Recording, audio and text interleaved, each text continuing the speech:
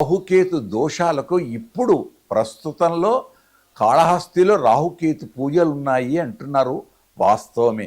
కానీ ఎక్కడైనా ఏ దేవాలయంలో అయినా రాహుకేతువులకు కారణం రాక్షసులు. అమృతం లభించింది కనుక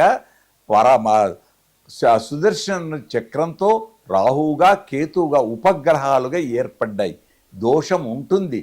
అందుకే విష్ణు సహస్రనామంలో 108 శ్లోకాలు, ఒక్కొక్క నక్షత్రానికి 4 పాదాలు కనుక 9 ఏ గ్రహాలకైతే ఇవి 27 నక్షత్రాలకు 27 × 4 ఈ మొత్తం నక్షత్రాల శాంతి.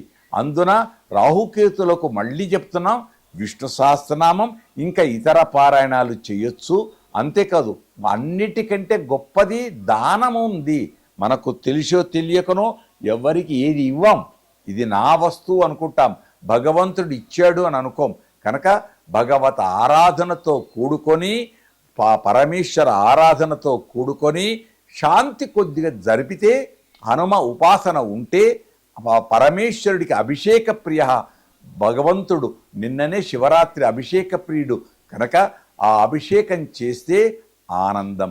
అందుచేత రాహుకేతువులు కూడా శుభగ్రహాలుగానే మనం గమనిస్తాం తప్ప చెడు అని అనుకోకూడదు. మన దృష్టి ఎలా ఉంటే అలా ఉంటుంది ఫలితం కూడా. కనుక మనకన్ని శుభాలు చేకూరాలి.